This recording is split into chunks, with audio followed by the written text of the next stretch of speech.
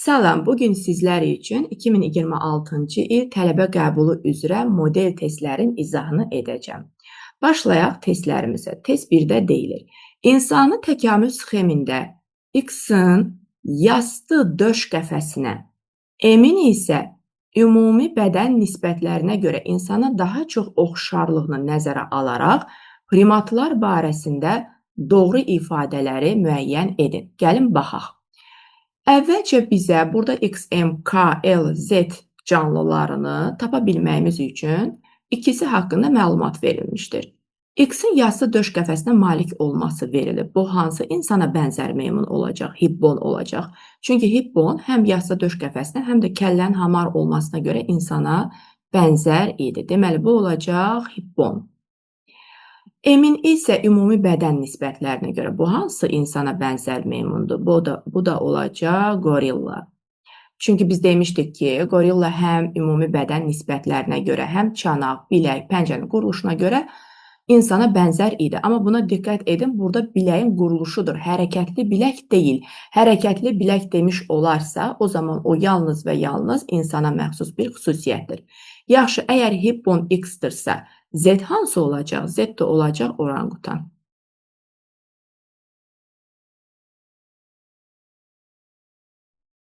Parapitekdən başlanğıc götürüb, müasir insana bənzər meymunlardan ikisi hippondan oranqutan, bir də driopitek. Bu da qədim insana bənzər meymundur. Driopiteklərdən başlanğıc götürüb, biz bunu yadda saxlamışdıq qaş sözü ilə. Gorilla, şimpanze, bir də ki avstralopitek. İndi hansı avstralopitek olar? İnsana başlanğıc verən. Onda bu avstralopitekdir. K da oldu şimpanze. Tamam, indi gəlin baxaq görək ki, burada hansı fikirlər doğrudur. Birdə deyilir, Z-in döş qəfəsi 37 sümükdən ibarətdir. Z oranqutandır. Bəli, doğrudurmu? Doğrudur. Deməli, bir doğru fikirdir. 2. K kəllənin quruluşuna, ətrafların ölçüsünə görə insana daha çox oxşayır. K hansıdır? Şimpanze. Bu da bəli, şimpanze üçün doğru bir fikirdir. 2 də doğru oldu.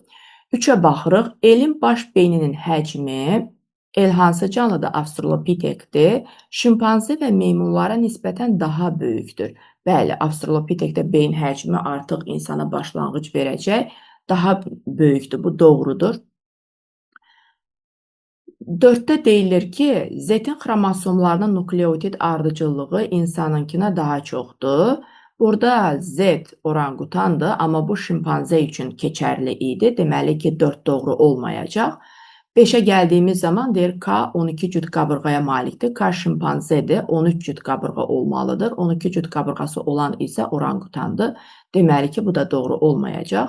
6-da deyilir ki, elin ilk nümayəndələri paleogenda meydana çıxıb. El avstralopitekdir.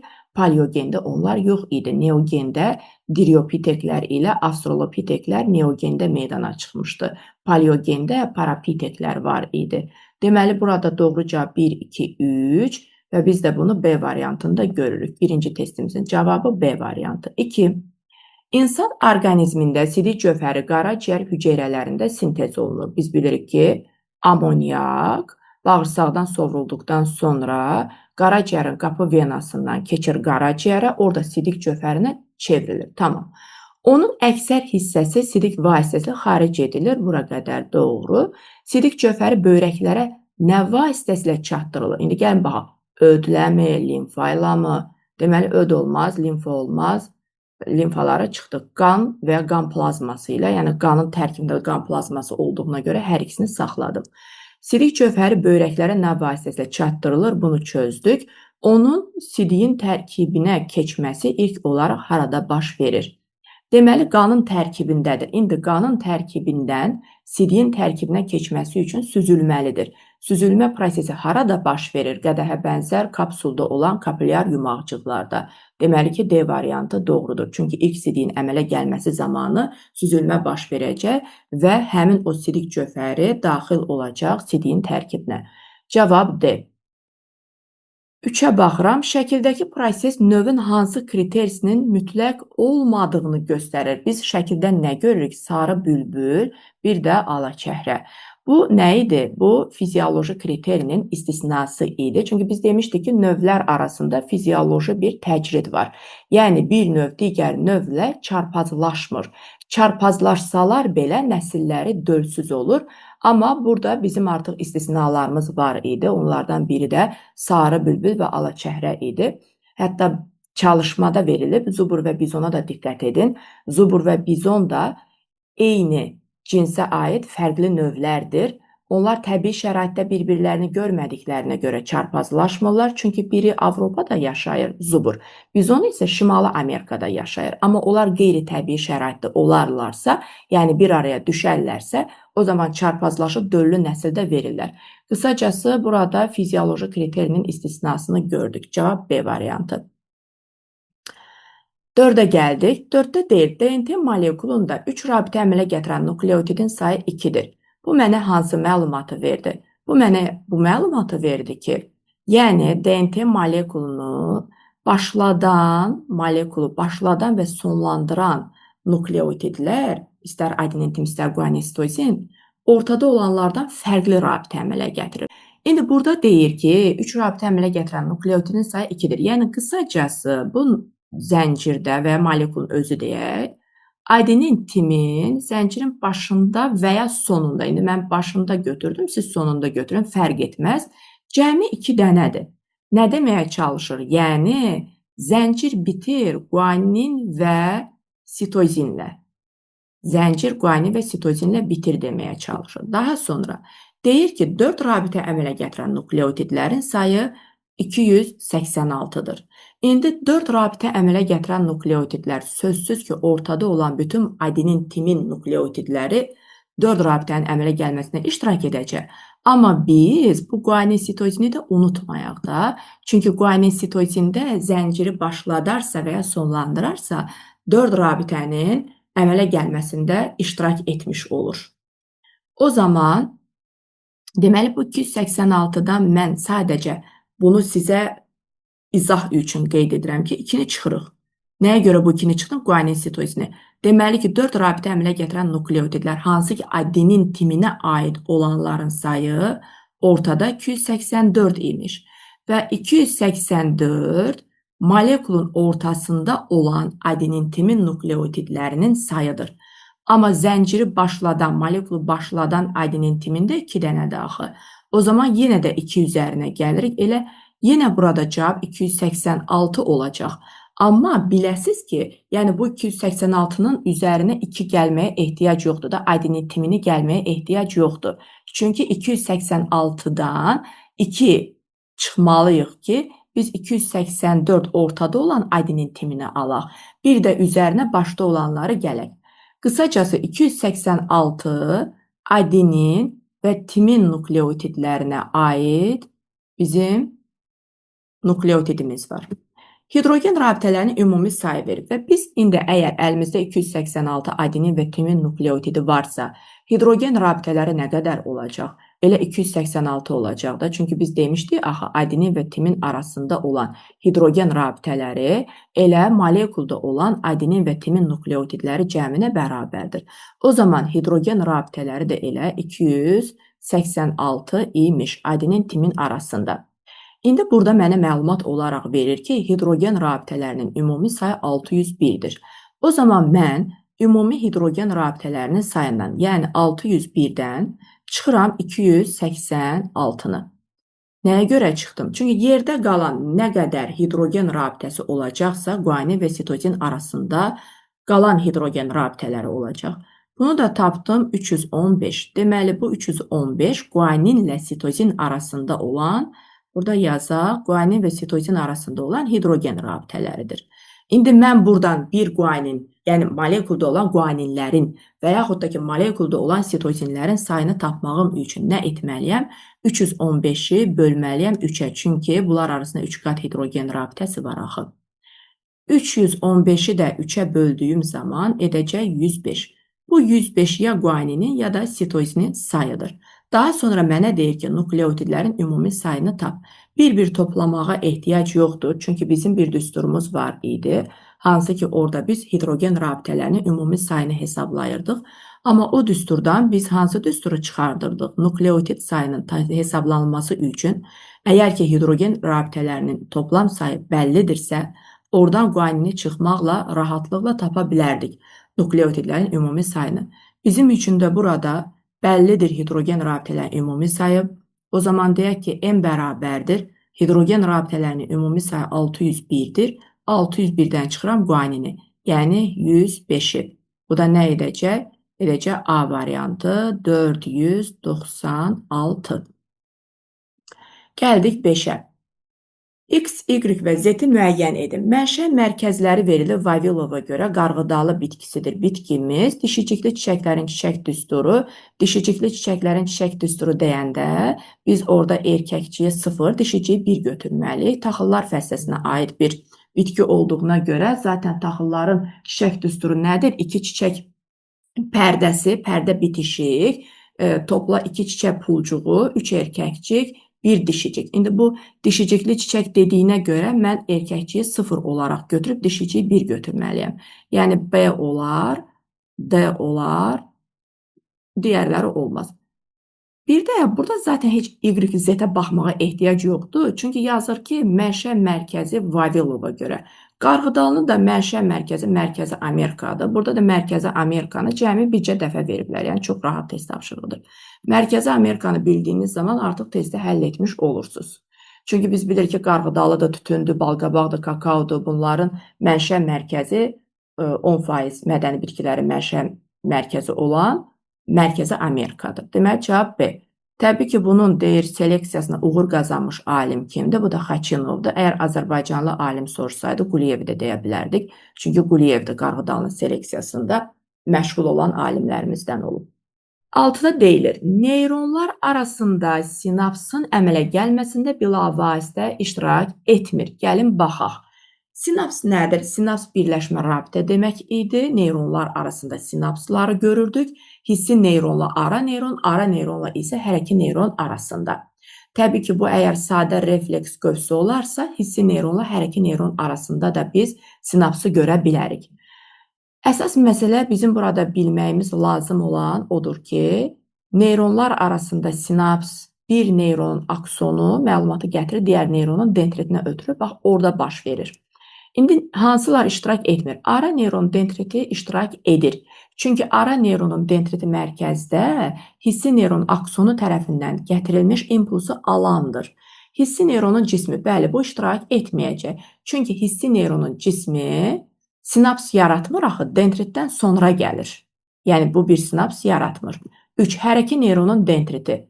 Hərəki neyronun dendriti sinapsın əmələ gəlməsinə iştirak edir. Çünki hərəki neyronun dendriti mərkəzdə ara neyron aksonundan impulsu alandır. 4-də deyir, hərəki neyron aksonu. Bax, bu iştirak etməyəcək. Nəyə görə? Çünki hərəki neyron aksonu impulsu gətirir işçi orqana. Yəni, hər hansı bir neyrona impuls gətirmir. Çünki bu neyronlar arasında sinaps deyir axı. 5-də hissi neyron aksonu. Hissi neyron aksonu iştirak edəcək. Çünki hissi neyron aksonu mərkəzə daxil olaraq gətirdiyi impulsu ara neyronun dendritinə ötürür. Peyk hüceyrələrdə iştirak etməyəcək. Deməli, 2, 4 və 6 bizim doğru cavablarımız. 2, 4, 6 D variantında görürük. 7. Cədvəldə 4 müxtəlif aləm və bu aləmlərə aid olan canlıların atomların biogen miqrasiyasına iştirak edirsə müsbət, etmirsə mənfi olaraq verilmişdir. Və hansı fikrin doğru olduğuna baxırıq. Gəlin, öncə bir bu canlılar aləmini tapaq. Diqqət edin, müxtəlif aləm deyib, yəni eyni aləm demir. Birinci insanla başlayaq, çünki 3-cü növ atomların biogen miqrasiyasının əmələ gəlməsində yalnız insan iştirak edir. Deməli, bu hansı insan, hansı aləmə aiddir? Bu olacaq heyvanlar aləmi. Bunu tapdıq. Birinci növ biogen miqrasiya bir hüceyrələrin yaratdığıdır və görürük ki, bu elə bir canlıdır ki, elə bir aləmin canlısıdır ki, nə ikinci növdə var, nə də üçüncü növdə var. Çünki ikinci növ axı çox hüceyrəlilərdir. Deməli, bu da aləm olaraq tapdıq ki, bakteriyalardır. Amma X və K ya bitki olacaq, ya göbələk olacaq. Yəni, hər ikisi ola bilər. X bitki də olar, göbələk də olar, K bitki də olar, göbələk də olar. İndi gəlin doğru olanlara baxaq. Deməli, doğrudur demişdi, tamam. Baxırıq, deyir ki, X aləminə aid canlıların hüceyrələrində ehtiyat qida maddəsi qlikogen ola bilər. Ola bilərmi? X canlısı hansıdır? Ya göbələkdir, ya da bitkidir. Və göbələk olarsa, mən buna göbələk kimi baxsam, deyə bilərik ki, ehtiyat qida maddəsi qlikogendir. Çünki bakteriyalarda, göbələklərdə, bir də heyvanlarda ehtiyat qida maddə göbələklərdə də dedim, tamam, onu da dedim. Bunlarda qlikogendir, bir tək bitkilərdə ehtiyat qida maddə nişastadır. O zaman mən X-a əgər baxsam ki, bu göbələk kimi baxsam, birinci növ biogen miqrasiyada iştirakçıları var, 2-də də iştirakçıları var. O zaman glikogen ola bilər. Demir ki, mütləq deyil, ola bilər. O zaman 1 doğrudur. 2-də deyir ki, Y ən az növ müxtəlifliyinə malik aləmdir. Y heyvanlar aləmidir. Bu ən çox növ müxtəlifliyinə malikdir. Ən az yox.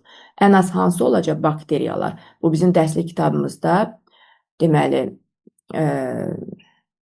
biomüxtəliflik mövzusunda verilmişdir ki, heyvanlarda 2 milyon növ var, bitkilərdə 350 min, göbələklər 100 min, bakteriyalarda isə 3000-ə qədər.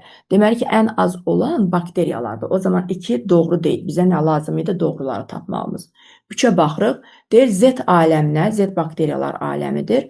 Aid olan canlıların çoxalması spor vasitəsilə ola bilər. Biz demişdik, bakteriyalarda spor var, amma çoxalmağa xidmət edən spor deyil bu spor. Sadəcə olaraq qorunma üçün yaranmış bir spordur. Deməli, 3 də doğru olmadı. 4. K aləminə aid olan canlı konsument ola bilər. K-ya mən konsument ümumiyyətlə bitkilərdə də, göbələklərdə, bütün 4 aləmdə var da. Deməli, K doğrudur da, konsument ola bilər. Doğrudur. 5-də də Y aləminə aid olan canlı koloniya halında yaşaya bilər. Y heyvanlar aləmidir. Nə olsun ki, burada bizə insan olaraq nümayəndəsi verib? Sonuçda aləm heyvanlar aləmidir. Koloniya halında yaşayan heyvanlarımız varmı? Var. Volvoxu misal göstərərik. Deməli ki, 5-də doğrudur. 1 doğru, 4 doğru, 5 doğru. 1, 4, 5 B variantımız doğru. Sonra baxırıq 8-ə. Qrafika əsasən hansı fikir doğrudur? Çiçəkdəki erkəkçiklərin sayı verilmişdir. Gəlin öncə 10-la başlayaq. 10 hansıdır? K. 10 erkəkçiyi olan fəsilələr verilib də. Yəni, bitkilər verilib. Biz buna hər hansı bir fəsilənin nümayəndələri kimi baxa bilərik. Deməli, K olacaq paxlallar fəsiləsi. Hardan bildik? Erkəkçiyin 10 olmasına görə. Tamam, Z-ə baxaq. Görək Z-i necə müəyyənləşdirərik. Z-də deyir ki, 6 erkəkçik var. Onda bu 2 fəsilə ola bilər. Ya ola bilər zambaq, ya da ola bilər xaçiçəklər. Yəni, zambaq kimlər və yaxud da ki, xaçiçəklilər ola bilər. Hər ikisini bir ehtimal yazaq. Y-də deyir ki, bu hansı bitkidirsə 5 dənə erkəkçiyi var. Onda Y 3 dənə fəsilənin nümayəndəsi ola bilər. Mürəkkəb çiçəkli də ola bilər. Onun baş hərflərini yazaq ki, vaxt uzanmasın. Gül çiçəklər də ola bilər və badımcan çiçəklər də ola bilər. Hər hansı bir fəsilə kimi baxa bilərəm. X-də isə deyilir ki, 3 erkəkçik, bu olacaq taxıllar. Tamam, indi gəlin baxaq. Doğru olanı tapmalıyıq. A-da deyilir, X bitkisinin bir cinsli çiçəyi ola bilməz. X hansıdır? Taxıldır. Mən buna qarğıdalı kimi baxıram. Ola bilərmi bir cinsli? Ola bilər. Deməli, A doğru deyil. B-də deyilir, Y bitkisi qutucuq meyvəyə malik ola bilməz. Y bitkisi hansıdır? Mən ona badımcan çiçəklərin hər hansı bir nümayəndəsi kimi baxsam. Olar qutucuq meyvə? Olar. Deməli ki, B-də doğru deyildir. C-də deyilir, Z bitkisi zamba və xaçiçəklərin hər hansı bir nümayəndəsi ola bilərdi. Qutucuq meyvəyə malik ola bilməz. Mən buna zambaq kimi baxsam, zambaq kimlər fəsiləsi nümayəndəsi kimi, qutucuq meyvə var da orada. Deməli ki, ola bilər. Çünki baxın, biz demişdik ki, badımcan çiçəklər ilə zambaq kimlər fəsiləsinin nümayəndələrində həm qutucuq meyvə var idi, həm də gilə meyvə. Hər ikisinin ortaq xüsusiyyəti olaraq götürmüşdük. Qutucuq meyvə və gilə meyvənin olması. Deməli, C də yanlış oldu. Biz hər iki doğrunu axtarırıq. D-də deyilir, K bitkisi oturaq çiçəyə malik ola bilməz. K bitkisi paxlallar fəsiləsi nümayəndəsidir. Mən buna yonca kimi baxıram. Yoncada da başçıq çiçək qrupudur və oturaq çiçəklərə malikdir.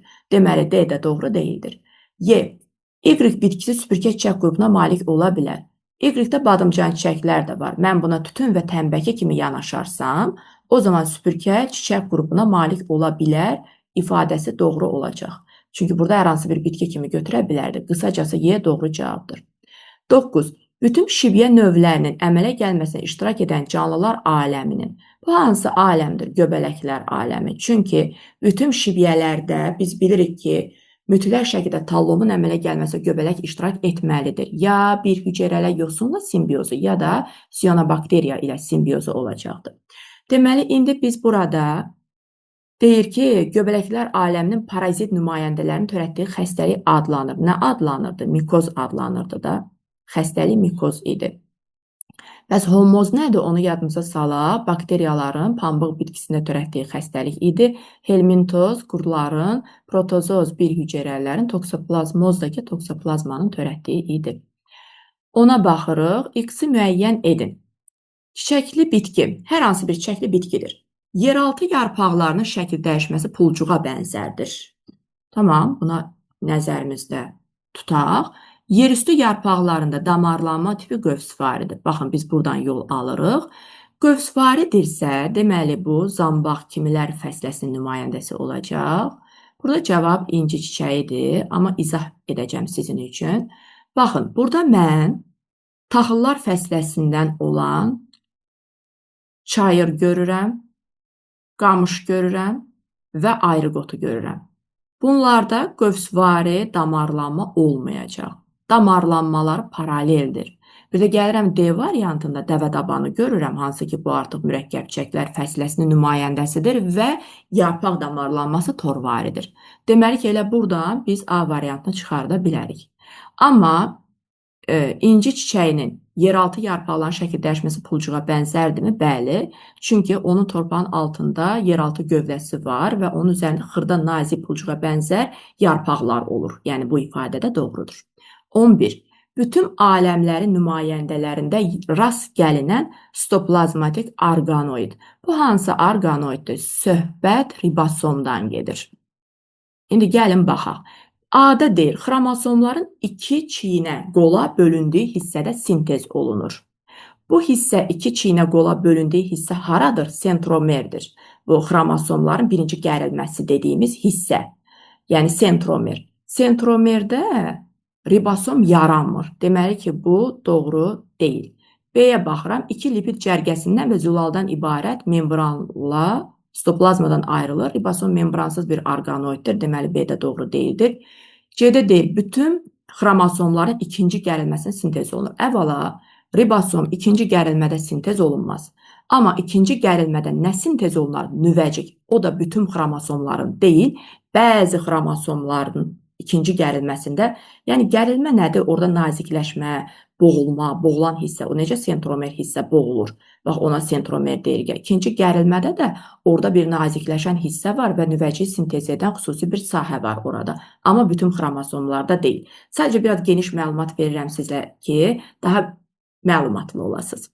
D-də deyilir, evkaryot hüceyrələrdə nüvəcik tərəfindən sintez olunur. Bəli, bu doğrudur. Çünki biz bilirik ki, ribosom nüvəcik tərəfindən də sintez oluna bilər, mitoxondriyada da, plastidlərdə də. Deməli, D doğrudur. Mən bunu nəyə görə üzərindən xətt çəkdim? D-miz doğrudur. D doğru. Y bu tərəfə gəlib. Y-də deyilir, interfazada ikiyə bölünməklə çoxalma qabiliyyətinə malikdir. Bu yanlışdır. Çünki nüvəcik ikiyə bölünmə yolu ilə çoxalmır.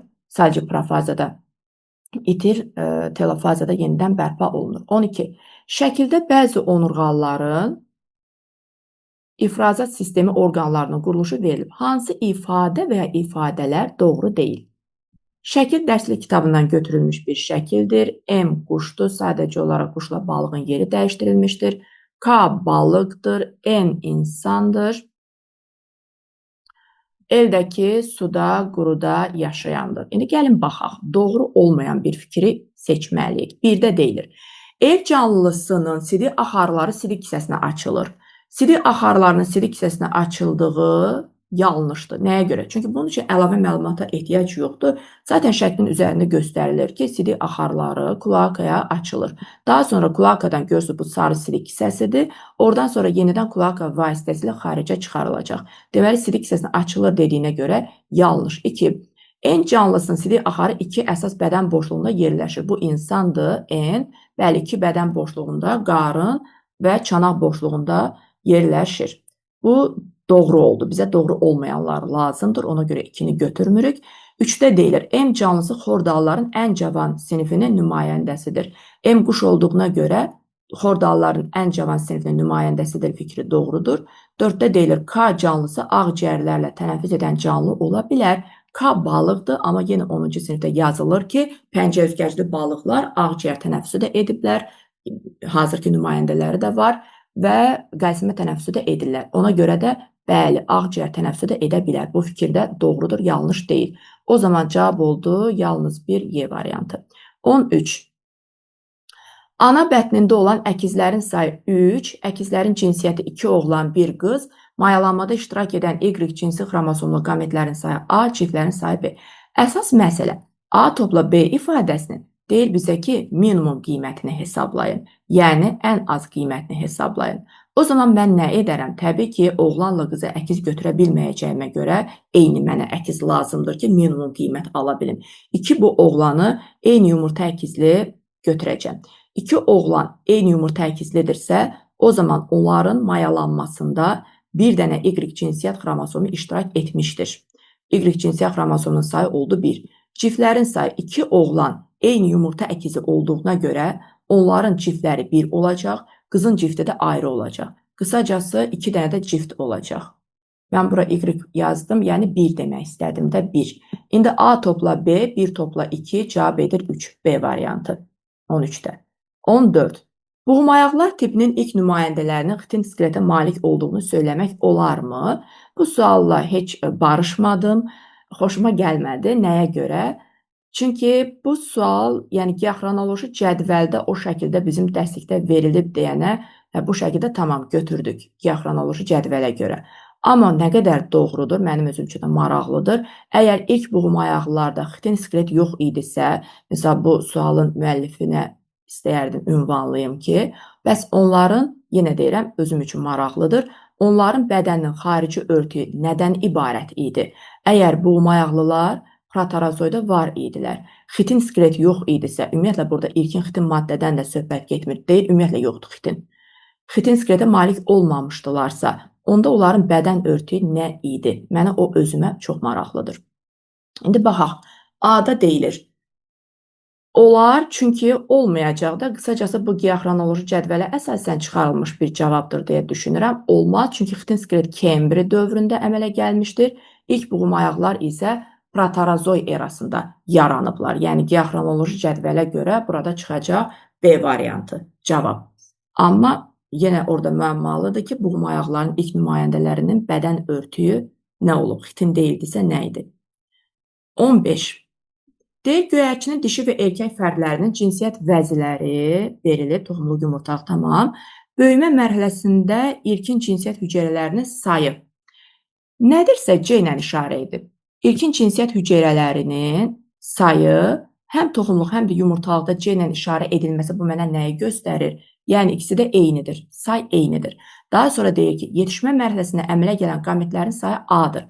Deməli, yetişmə mərhələsində qamet toxumluqda C hər nə qədərdirsə hüceyrə sayı nə olmalıdır? A nə olmalıdır? 4C. Çünki toxumluqda bir ilkin cinsiyyət hüceyrəsindən 4 dənə qamet əmələ gəlir. O zaman deyərəm ki, A bərabərdir 4C-yə. B nəyə bərabər olacaq? B bərabər olacaq C-yə. Nəyə görə? Çünki zaten yumurtalığa daxil olmuş bir ilkin cinsiyyət hüceyrəsindən sonunda bir dənə qamet əmələ gəlir. O zaman A topla B nə oldu? A topla B cəmi bərabər oldu 4C-yə. Düzdür? 5C-yə, 4C nə idi? 5C-yə 4, buradan da ki 1. 5C-yə bərabər oldu. Daha sonra indi mən A plus B cəmi 300 olduğunu bildiyimə görə deyirəm ki, 300 bərabərdir 5C. Gəlin, buradan C-nin qiymətini tapaq. C bərabərdir 300 bölünsün 5. O da bərabərdir 60. Demək, C-nin qiyməti 60 imiş və bunlar təbii ki, bərabərdirlərsə, deməli 60 yumurtalığa, 60 da toxumluğa ilkin cinsiyyət hüceyrəsi daxil olub. Amma əsas məsələ burada deyir ki, maksimum neçə yönəlci cisimcik X cinsi xromosomu daşıyar? Maksimum neçə yönəlci cisimcik X cinsi xromosomu daşıyır deyəndə biz maksimum deyəndə nə demişdik? Yönəlci cisimciklərə hər hansı bir cinsiyyət xromosomunun maksimum sayını verməyimiz üçün biz qametləri digər cinsiyyət xromosomu ilə götürməli idik hamısını ki, maksimum yönəlci cisimciklərə bizdən soruşulan, məsələn, X-dirsə X, Y-dirsə Y cinsiyyət xromosomu daşıyanlar qalsın. Qısacası mən burada, yəni bu yumurtalıqdan söhbət gedir, 60 qametimi Y cinsiyyət xromosomuna etməliyəm. 60 qamet əmələ gəlib və təsadüfən 60-ı da Y cinsiyyət xromosomuna malikdir. Amma qametlərlə eyni cinsiyyət xromosomu daşımayan yönəlci cisimciklərin sayı nə qədər idi? Qamet sayından 2 dəfə çox. Qamet sayı 60-dırsa, deməli 120. 120X cinsiyyət xromosomlu yönəlci cisimcik olacaq. Cavab D variantı. 16. Euler-Venn diaqramına uyğun bəndləri müəyyən edin. Xlamidamanadanın çoxalması qeyri-cinsi və cinsi müqayisə edirik. Ortaq xüsusiyyətlər və fərqli xüsusiyyətləri seçirik. Gəlin baxaq.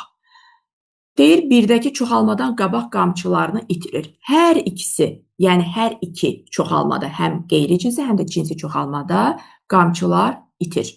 2. Zoosporlar meyoz bölünmə nəticəsində əmələ gəlir. Bu, cinsi çoxalmaya aiddir və indi izahını edəcəm. Nəyə görə 2-yə götürdüm? 2-ni cinsi çoxalmaya götürdüm.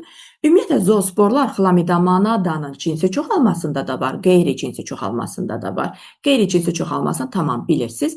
Cinsi çoxalmada da ziqotun bölünməsi nəticəsində ziqot meyoz keçirir, qamçılı sporlar əmələ gəlir, elə zoospor da qamçılı spor deməkdir. Ona görə də meyoz keçirdir dediyinə görə cinsi çoxalmaya aid etdim. Amma qeyri-cinsi çoxalmadakı zoosporlar isə mitoz bölünmə nəticəsində əmələ gəlirdi. 3. Zoosporlar əlverişli şəraitdə əmələ gəlir. Bu ortaq olacaq. Çünki hər iki zoospor əlverişli şəraitdə əmələ gəlir. İndi izah edək. Çünki qeyri-cinsi çoxalma zaten əlverişli şəraitdə baş verən bir çoxalma formasıdır. Cinsi çoxalmanın özü əlverişsiz şəraitdə baş verməsinə baxmayaraq, ziqotdan zoosporların çıxması üçün əlverişli şərait olması lazımdır. Burada da cinsi çoxalma əlverişli şəraitdə gedir demir ki, deyir ki, zoosporlar əlverişli şəraitdə əmələ gəlir. 3 doğrudur, yəni hər ikisi üçün ortaqdır daha doğrusu. 4. Zoosporlar yetkin fərddən əmələ gəlir. Bu olacaq qeyri-cinsi çoxalma, çünki dediyim kimi cinsi çoxalmada zoosporlar ziqotdan əmələ gəlir, yetkin fərddən yox. 5. Haploid hüceyrələr cüt-cüt birləşir. Təbii ki, bu artıq mayalanmadan söhbət gedir. Bu da 5-ə aid olacaq. Deməli, burada nə baş verdi? 1, 4, 2, 5, 3 A variantı doğrudur. 17. Teniarinxoz xəstəliyinin törədicisi hansıdır bu? Hansı canlıdır? Öküz soliteri. Yetkin mərhələdə əsas sahibinin bədənində olur. Kimdir o? İnsan. Əsas sahibinin hansı bədən boşluğunda yerləşən orqanda parazitlik edir? Bağırsaq divarına yapışır da. Bağırsaq hansı boşluqdadır? Qarın boşluğunda. Deməli, 17-də cavab C. 18. Pişiklərdə tükün rəngini müəyyən edən genlər X xromosomlarında yerləşir. Bu, artıq genetikadan bizə bəllidir. Şəkildəki heyvanların çarpazlaşmasından alınan fərdlərin ehtimal olunan fenotipik müxtəlifliyi hansı qrafikdə düzgün göstərilmişdir? Faizlə. Ala-bula sarı qaranın ala-bulası üzrə yalnız dişilər ola bilər. Çünki 2 dənə X cinsiyyət xromosomu dişilərdədir. Böyük A, kiçik A ilə işarə edəcəm. Heterozigot forma olarsa, ala-bula, sarı qaranın ala-bulası dişi pişiklər doğulacaq. Qara isə nədir? Qara dominant gendir. Deməli, bir böyük A-sı var və erkək pişik olacaq. Bir də Y, X, Y. Mən genləri nə ilə istəsəz işarə edə bilərsiniz də. Mən A ilə işarə etdim. Bir problem yoxdur. İndi biz bu çarpazlaşmanı yazmalıyıq. Bu çarpazlaşma nəticəsində biraz yuxarıda yazmalıydım. Baxaq, hansı fərdlər yaranacaq. Baxaq. Burada dişi pişiyimiz yaranacaq. Hansı ki, rəngi nə olacaq? 2 dənə böyük A-dırsa qara. Daha sonra bir dənə də dişi pişikimiz yaranacaq. Amma bu olacaq ala-bula. Ala-bula. Erkək pişiklərdən isə yenə burada yazıram, biraz orada yeri az qoydum. Erkək pişiklərin də biri olacaq qara, digəri də olacaq sarı. Zaten çünki baxın bu çarpazlaşmaları bilirik də, belə çarpazlaşdıracaqsınız, sonra bunu bununla çarpazlaşdıracaqsınız, bunu bununla çarpazlaşdıracaqsınız və bunu bununla çarpazlaşdıracaqsınız. Deməli, x kiçik a və y, bu da nə oldu? Sarı pişiklər. Nə baş verdi? 25, 25, 25%. Amma diqqət edək, qara və ala-bula 25% dişi pişiklərdir. Elə A variantına görürük, qara, ala-bula dişi pişiklər. Erkək pişiklər isə qara və sarıdır. Yəni cavab A variantı. Zaten digərlərinin heç birində verib. 25-i D-də də verib. D-yə də baxaq. Sadəcə sarı, dişiyə birinci sarı verib. Dişilərdə sarı yoxdur. Ona görə A variantı bəli, doğrudur. 18 idi bu, tamam. 19-a baxaq. 19-da deyilir ki, proteydə yetkin göl qurbanına fərqli olaraq nəyi var ona baxaq. Birdə deyilir, arxa ətraflar ön ətraflardan yaxşı inkişaf etmişdir. Bu doğrudurmu? Xeyr, doğru deyil. Nəyə görə? Çünki proteylərdə ön və arxa ətraflar eyni ölçüdə olur. Qurbağada isə arxa ətraflar daha yaxşı inkişaf etmiş olur, uzun olur. 2. Deyir, ağciyər tənəffüsünə rast gəlinmir. Fərqli olaraq. Bu doğrudur, bunu götürdüm. Çünki ağciyər tənəffüsü proteylərdə yoxdur. Onlar ömür boyu qəlsəmə tənəffüsü edirlər, amma qurbağa ağciyər tənəffüsü edir. Quyruğu yoxdur, bu da doğru olmayacaq. Çünki proteylər quyruqluların nümayəndəsidir və quyruğu var.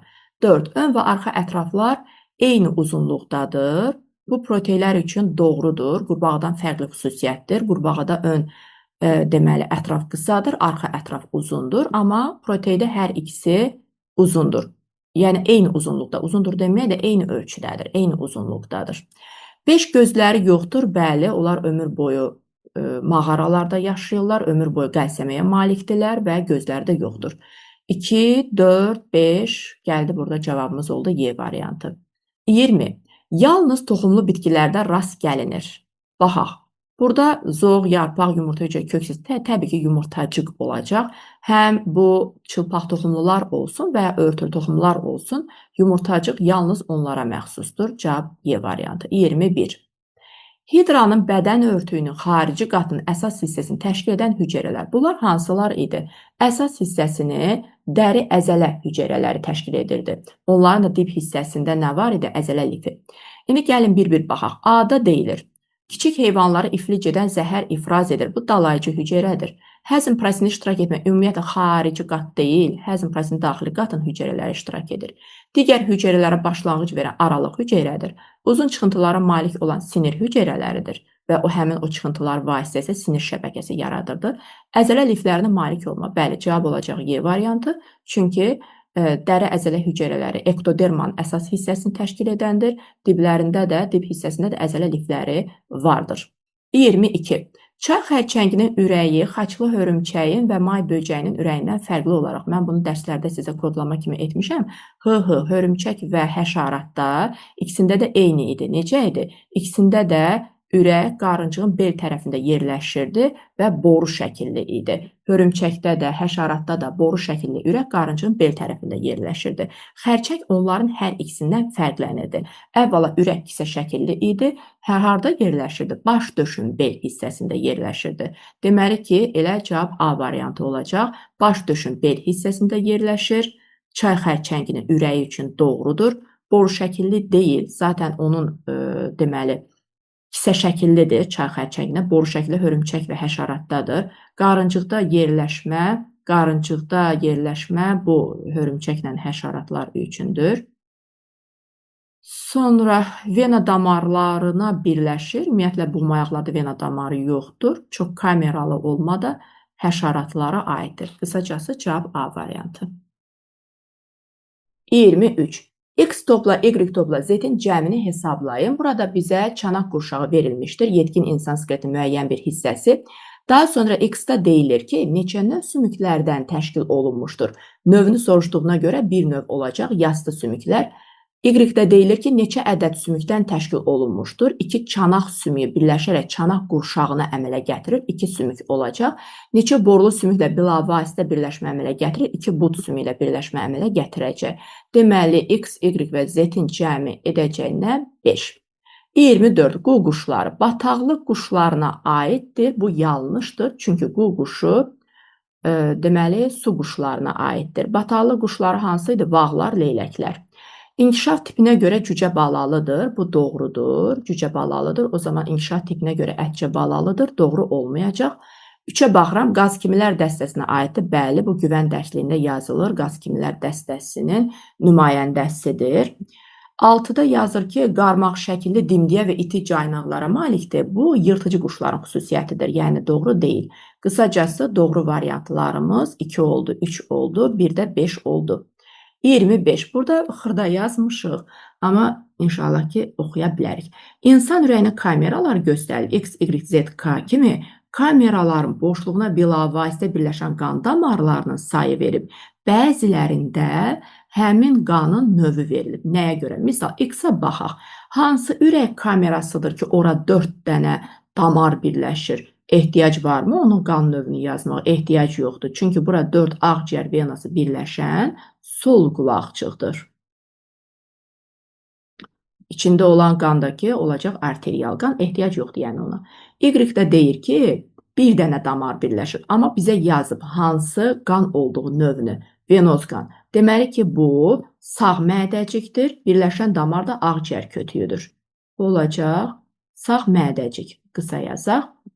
Z-də deyilir ki, kameraların boşluğunda bilavasitə birləşən qan damarları 2-dir və tərkibində axan qanı da yazmır. Çünki bu olacaq yuxarı aşağı boş venanın birləşdiyi sağ qulaqcıq. Təbii ki, qandakı olacaq venoz qan. Bura yazaq sağ qulaqcıq. K-da isə deyir ki, bir dənə damar birləşir, tərkibində də arterial qan axır. Baxın, görürsünüz, bir damar birləşənlərə arterial venoz qan yazıb ki, biz onu fərqləndirə bilək. Deməli ki, bir aortanın birləşdiyi, içərisində arterial qanın axdığı, olduğu sol mədəcikdir.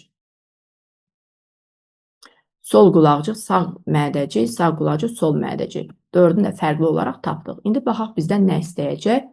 Deyir, doğru ifadələri müəyyən edin. Gəlin baxaq, doğru ifadələr hansıdır? K-nın əzələvi divarı daha qalındır. K sol mədəcik olduğuna görə, bəli, əzələvi divarı daha da qalın olacaq. Bu düzdür. 2-də deyilir ki, X və Y arasında taylı qapaqlar var. X hansıdır? X sol qulaqcıqdır. Y isə sağ mədəcikdir. Sol qulaqcıqla sağ mədəcik arasında taylı qapaqlar yoxdur. Ümumiyyətlə, orada sol ürəyin sol hissəsi, sağ hissəsi arasında əlaqə yoxdur. 3-də deyilir, Y-dən Z-ə venoz qan axır. Y hansıdır? Sağ mədəcik. Sağ mədəcikdən deyir ki, Y-dən Z-ə. Z hansıdır? Sağ qulaqcıq. Sağ mədəcikdən sağ qulaqcıq qan axmır axı. Deməli, bu da yanlışdır. 4-də deyilir, X-dən K-ya arterial qan axır. X sol qulaqcıqdır, K hansıdır? Sol mədəcikdir. Deməli, bu doğru olacaq. Arterial qan axır, düzdür. 5-də deyilir ki, Y və Z arasında taylı qapaqlar yerləşir. Y və Z, Y sağ mədəcikdir. Z-də ki, sağ qulaqcıqdır. Deməli, bəli, burada taylı qapaqlar yerləşir fikri doğrudur. Hələlik 1, 4, 5 doğrudur. 6-ya baxaq. X və Z-in boşluğunda arterial qan olur. X sol qulaqcıqdır. Sol qulaqcıqda arterial qan var. Z isə sağ qulaqcıqdır. X və Z demişdi də. Z sağ qulaqcıqdırsa, sağ qulaqcıqda arterial qan yoxdur, venoz qan var. O zaman 6 doğru deyil. 1, 4 və 5 doğru oldu. 26. Lampanın işığına qarşı şərti ağız suyu ifrazı refleksi yaranmış itdə şəkli əsasən oyanmanın ötürülmə ardıcıllığını müəyyən edirik. Baxırıq ki, lampa yanır və itdə ağız suyu ifraz olunur. Deməli ki, biz artıq itdə şərti refleks yaratmışıq. Uzun müddət lampanı yandırıb qida vermişik. Artıq şərti refleks yaranıb. Şərti refleksin yaranma səbəbi nədir? görmə mərkəzi ilə qida mərkəzi arasında müvəqqəti əlaqənin yaranması, yəni 5-dən 4 arasında. Çünki dəfələrlə təkrar olunduğu halda hər dəfə işıq yananda görmə mərkəzdə oyandı, qida verildi, qida mərkəzdə oyandı. Hər dəfə ikisi də eyni vaxtda oyandığına görə bunlar arasında bir müvəqqəti əlaqə yarandı. Deməli, görmə reseptorlarına işıq şüaları düşdü. Oradan hara gedər? Təbii ki, görmə mərkəzinə gedər. Müvəqqəti əlaqə yarandığına görə müvəqqəti əlaqə ilə qida mərkəzinə gəlir. Çünki bunlar eyni vaxtda oyanmağa alışıblar. Daha sonra gəldi qida mərkəzinə 4-ə. Qida mərkəzindən sonra ötürüləcək 2-yə, yəni ağız suyuna cavabdeh mərkəz. 2, 2-dən də ağız suyu vəzinə ötürüləcək. Deməli, ardıcıllığımız necə oldu? Birinci görmə orqanı, görmə orqanından yarımkürələr qabığının görmə mərkəzinə, müvəqqəti əlaqə ilə qabığın qida mərkəzinə, qida mərkəzindən ağız suyunun ifrazına cavabdeh olan mərkəz, oradan isə ağız suyu vəzinə ötürüləcək. 1, 5, 4, 2, 3 ardıcıllığı. Uyğunluğu müəyyən edin. 27. Çiçəklər verilib qeyri-tam olmaqla, tam olmaqla, bunlara diqqət etməli ki, məsələn, baxın, tam çiçəklər 2 qat çiçək yanlıqlı da verib, sadə çiçək yanlıqlı da verib. Amma diqqət edirik ki, hər ikisində 2 cinsli çiçək soruşub. Məsələn, mən başlayacağım söyüdlə. Söyüd çiçək yanlığı olmayan çiçəklərdəndir, yəni qeyri-tam çiçəklərdəndir və bir cinslidir. Deməli ki, D-ni yazaq 1-ə. Söyüd idi, qovaq idi, sonra fındıq, qoz, göyrüş, bunlar qeyri-tam çiçəklərdir, çünki çiçək yanlıqları ümumiyyətlə yoxdur. Sonra baxaq noxuda. Çünki digərləri, indi onları izah edəcəm. Burada bir dənə qarğıdalı problemli olacaq. Nəysə, noxuda baxaq. Noxudda çiçək yanlığı tamdır. Yəni ki, tam çiçəklərdəndir, tam çiçək yanlıqlıdır və 2 qat çiçək yanlıqlıdır. Çünki tam çiçəklər 2 qat və sadə çiçək yanlıqlı ola bilər də. Amma biz noxudu götürsək, noxud 2 qat çiçək yanlıqlıdır. Yəni, həm onun ləçəkləri var, həm də kasacığı var. O zaman A-nı yazaq 2-yə və 2 cinslidir. Gəldik sadə çiçək yanlığı. Sadə çiçək yanlığı nə idi? Çiçək yanlığı yoxdur demir. Sadəcə deyir ki, onun kəsə yarpaqları və ləçəkləri yoxdur. Çiçək yanlığı da yalnız yarpaqcıqlardan təşkil olunmuşdur. Deməli ki, biz sadə çiçək yanlıqlı və 2 cinsli, ona diqqət edirik. 2 cinsli olmalıdır. O zaman biz 3-ə yaza bilərik bir dağ laləsini, bir də inci çiçəyini. Qarğıdalını yaza bilərikmi? Xeyr. Nəyə görə qarğıdalı bir cinslidir? Ona görə yaza bilmərik. Gəldi situasiya testinə.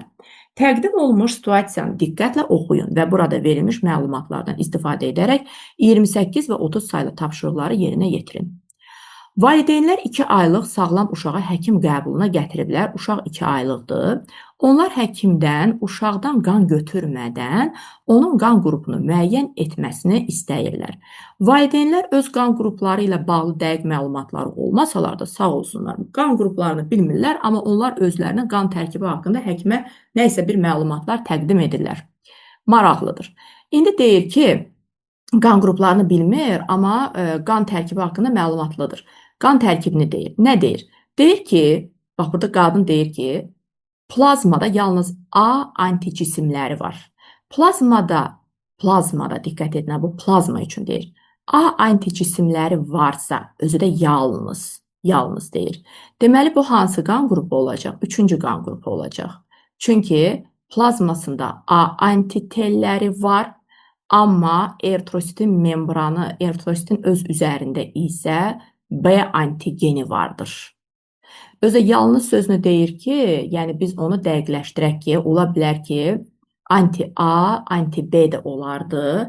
Əgər hər ikisi plazmada olsa, bu gəlib 1-ci qan qrupu olardı da, 1-ci qan qrupu da ola bilərdi. Yalnız deyir ki, dəqiqləşdirək ki, bu 3-cü qan qrupudur. Rezusu isə mənfidir, yəni RH mənfidir. Ana 3, RH mənfidir, amma dəqiq bilmir də, heterozigot, homozigot olması haqqında bir məlumatımız yoxdur.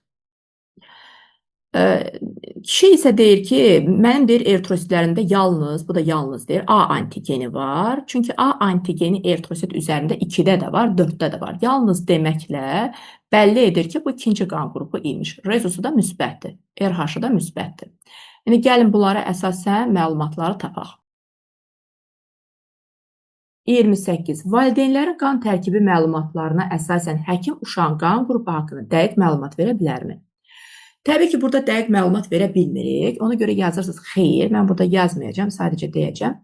Xeyr, çünki qan tərkibi haqqındakı, yalnız qan tərkibi haqqındakı məlumata görə biz uşağın qan qrupunu dəqiq deyə bilmərik. Hətta belə deyək, genotiplərini biləndə belə yenə də dəqiq məlumat əldə edə bilmirik. Bəzən ola bilər. Hansı halda ola bilər? İndi onu izah edəcəm.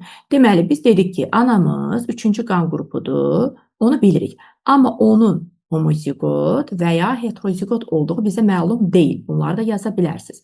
Ata isə 2-ci qan qrupudur. Bu bizə bəllidir. Amma homozigotdurmu, yoxsa heterozigotdurmu, o bizə bəlli deyil. Əgər ki, ana da desəydi ki, mən homozigotam, ata da desəydi ki, mən qan qrupuna görə homozigotam, onda tamam. Bu ailədə biz doğulacaq bütün uşaqların 4-cü qan qruplu olduğunu rahatlıqla söyləyə bilərdik. Amma tutaq ki, bizə ata və ana desəydi ki, biri desəydi heterozigot formayıq, onda bu ailədə 4 qan qrupuna 4-ü də doğula bilər. Deməli ki, qan tərkibi haqqında məlumata görə biz uşağın qan qrupunu təyin edə bilmərik, yazacaqsınız. Ananın və atanın qan qrupları genotipə görə homozigot və heterozigot da ola bilərlər. Əlavə edə bilərsiniz ki, hər ikisi homozigot olsaydı dəqiq məlumat verə bilərdik, amma hər ikisinin heterozigot olduğu halda bu ailədə bütün qan qruplarına malik olan uşaqlar dünyaya gələ bilər. Ona görə dəqiq deyə bilmirik. 29. Cədvəli tamamlayın. Valideynlərin qan qruplarının genotipi heterozigot olarsa, yuxarıda izah etdiyimdir. Yəni, ana 3 idi. Deyək ki, BO anadır. Atamızdakı 2-dir. AO da atadır. O zaman bu ailədə bütün qan qruplu uşaqlar doğula bilərdi. Çünki AB 4-cü qan qruplu doğulacaq. Sonra BO 3-cü qan qruplu doğulacaq. AO 2-ci qan qruplu doğulacaq və OO bu da 1-ci qan qruplu doğulacaq. Deməli, bütün uşaqlar doğula bilərdi. 30-da deyir ki, anaya öz qan qrupundan olan rezus müsbət qan köçürülərsə nə baş verər? Ana 3-dür, RH da ki, mənfidir. İndi deyir ki, müsbət qan. Ümumiyyətlə, müsbət qanı köçürtmək olmaz da mənfi. Amma belə deyək də, indi biz məktəb səviyyəsində deyəcək ki, xeyr olmaz, təhlükəlidir, ölüm baş verə bilər. Amma, yəni, belə deyək, bunların qan qrupları uyğundur 3-3-ə qan verə bilər. Amma rezus amilləri uyğun deyil. Çünki müsbət mənfiyə qan verə bilmir. Belə yazacaqsınız. Amma belə deyək də, əslində birinci köçürmədə ağır reaksiya olmaya da bilər. Çünki orqanizm həmin D antigenini yad maddə kimi qəbul edir və başlayır ana orqanizmasında ona qarşı anti-D anticisimləri yaranmağa. İkinci dəfə köçürmədə isə artıq eritrositlər parçalanır. Burada ağır nəticələr baş verəcək, ölüm ola bilər. Ona görə də ən yaxşısı, əgər rezus amili uyğunsuzdursa, elə qan köçürməyək ən yaxşı variantı budur. Çünki rezus amil uyğun deyilsə, uyğunsuzdursa, qan köçürülməsi təhlükəlidir. İndi biraz geniş yazacaqsınız.